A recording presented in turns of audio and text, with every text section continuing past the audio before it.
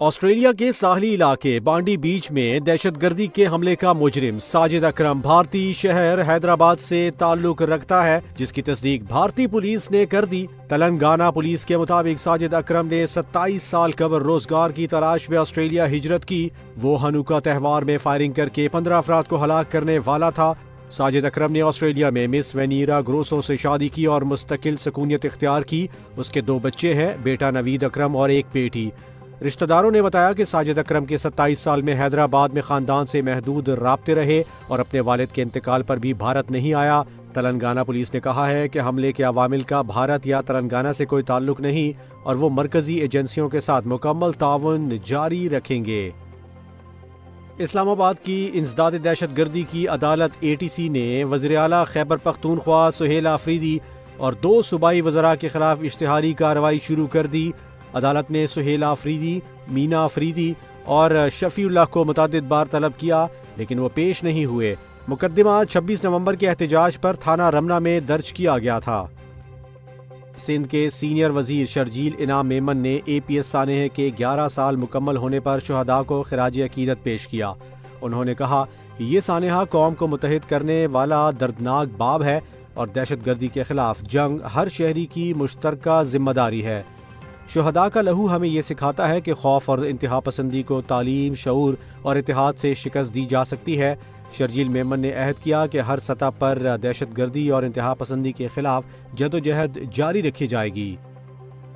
بین الاقوامی فوجداری عدالت ICC نے اسرائیل کی اپیل مسترد کر دی، جس میں اسرائیل نے غزہ میں فلسطینیوں کے خلاف مبینہ جنگی جرائم کی تحقیقات روکنے کی کوشش کی تھی۔ اپیلز چیمبر کے ججوں نے نچلی عدالت کے فیصلے کو برقرار رکھتے ہوئے پروسیکیوٹر کو تحقیقات جاری رکھنے کی اجازت دی، جس کے نتیجے میں گزشتہ سال نومبر میں اسرائیلی وزیر اعظم بنیامین نیتن یاہو اور سابق وزیر دفاع کے خلاف وارنٹ گرفتاری جاری کیے گئے تھے۔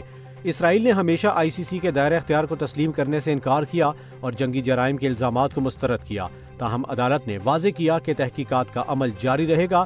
یہ تحقیقات 7 اکتوبر 2023 کو جنوبی اسرائیل پر حماس کے حملے کے بعد شروع ہونے والی اسرائیلی فوجی کارروائیوں سے متعلق ہیں۔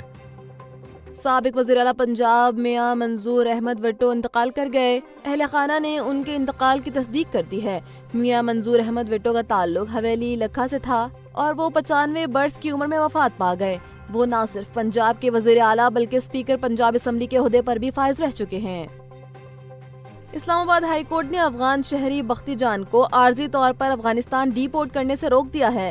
عدالت نے وزارت سیفران کو ہدایت کی ہے کہ درخواست گزار کے پروف آف رجسٹریشن کارڈ سے متعلق درخواست پر 1 ماہ کے اندر فیصلہ کرے۔ درخواست گزار کے مطابق ان کے والد 1974 سے پاکستانی شہری ہیں اور انہوں نے وزارت سیفران اور نادرا کو متعدد درخواستیں دی تھیں لیکن کارروائی نہیں ہوئی۔ جسٹس محسن کیانی نے ریمارکس دیے کہ شہریت کے لیے پہلے POR کارڈ منسوخ کرنا لازمی ہوگا۔ سماعت اگلے ماہ تک ملتوی کر دی گئی۔ سندھ کابینہ نے سال 2025-26 کے لیے گندم ریلیز پالیسی میں نظر ثانی کی منظوری دے دی۔ وزیر اعلیٰ مراد علی شاہ نے کہا کہ سرکاری گندم فوری طور پر ملوں اور تاجروں کو فراہم کی جائے گی تاکہ مارکیٹ میں استحکام اور آٹے کی مناسب قیمتیں یقینی بنائی جا سکیں۔ کابینہ نے سندھ ریونیو بورڈ چیئرمین کی توسیع، پینشن اسکیم، جیلوں کے لیے وائرلیس کمیونیکیشن، کراچی میں IT ٹاور کی خریداری، ہیومن رائٹس کمیشن میں اراکین کی تقرری اور تھرکول ESG بورڈ ترمیمی بل کی منظوری بھی دی۔ وزیر اعلیٰ نے بن قاسم سے پورٹ قاسم تک 9 کلومیٹر ڈبل ٹریک ریلوے، تعلیمی اور واٹر سپلائی منصوبوں، قبرستان اور پارک اور ادب فیسٹیول کے لیے بھی فنڈنگ جاری کرنے کی منظوری دی۔ غزہ میں اسرائیلی مظالم کے باعث بے گھر فلسطینی شدید سردی، طوفانی ہواؤں اور بارش کا سامنا کر رہے ہیں، جس سے ان کی مشکلات میں اضافہ ہو گیا ہے۔ خیمے اکھڑ رہے ہیں اور بارش کے پانی سے بیٹھنے تک کی جگہ نہیں بچی۔ تباہ شدہ الشفا اسپتال کی چھتوں سے پانی رس رہا ہے اور ایمبولینس سمیت دیگر گاڑیاں بارش میں پھنس گئی ہیں۔ اسرائیلی ناکہ بندی اور بنیادی ضروریات کی کمی کے باعث فلسطینی ناکافی پناہ گاہوں میں زندگی کی جدوجہد کر رہے ہیں۔ پاکستان اور روس کے درمیان تیل کے شعبے میں تعاون کے معاہدے پر بات چیت جاری ہے۔ وفاقی وزیر خزانہ محمد اورنگزیب نے کہا ہے کہ دونوں ممالک کی وزارتیں توانائی کے ممکنہ معاہدے پر مذاکرات کر رہی ہیں۔ جس میں تیل کی تلاش، پیداوار اور ریفائننگ شامل ہے۔ انہوں نے مزید بتایا کہ پاکستان اور روس پاکستان میں ایک اور سٹیل پلانٹ لگانے پر بھی غور کر رہا ہے۔ غیر ملکی میڈیا کے مطابق پاکستان نے 2023 میں روسی خام تیل کی درآمد شروع کی تھی اور نومبر میں روسی تیل وزیر توانائی سرگئی سویلیوف نے ریفائنری کی اپ گریڈیشن پر بات چیت کا اعلان کیا تھا۔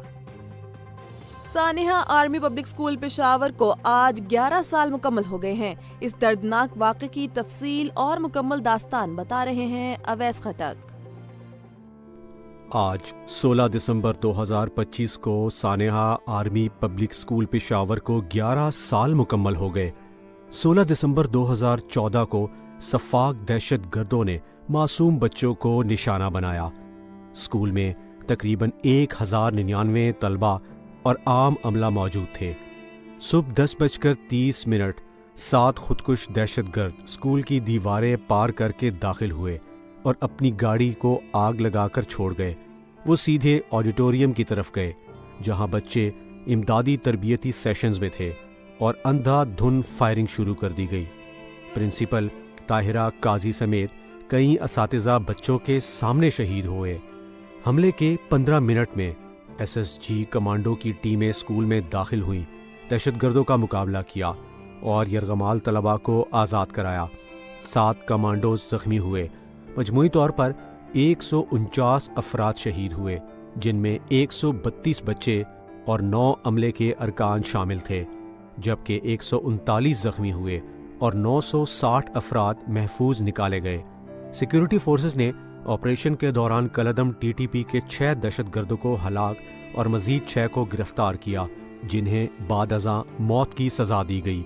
سانحے کے بعد نیشنل ایکشن پلان نافذ کیا گیا اور قبائلی علاقوں سے دہشت گردی کا خاتمہ کیا گیا تاکہ ملک سے علم دشمن عناصر کے ناپاک ارادوں کو جڑ سے ختم کیا جا سکے۔ اسلام آباد ہائی کورٹ نے ڈگری تنازع کیس میں جسٹس طارق جہانگیری کے تمام اعتراضات مسترد کر دیے ہیں اور رجسٹرار کراچی یونیورسٹی کو حکم دیا ہے کہ ایل ایل بی ڈگری کا اوریجنل ریکارڈ 18 دسمبر تک پیش کیا جائے۔ تحریری حکم نامے میں کہا گیا کہ جسٹس جہانگیری کی چیف جسٹس پر تعصب کے اعتراض کی کوئی قانونی بنیاد نہیں اور سنگل بینچ کے بجائے ڈویژن بینچ تشکیل دینے پر اعتراض بھی مسترد کیا گیا۔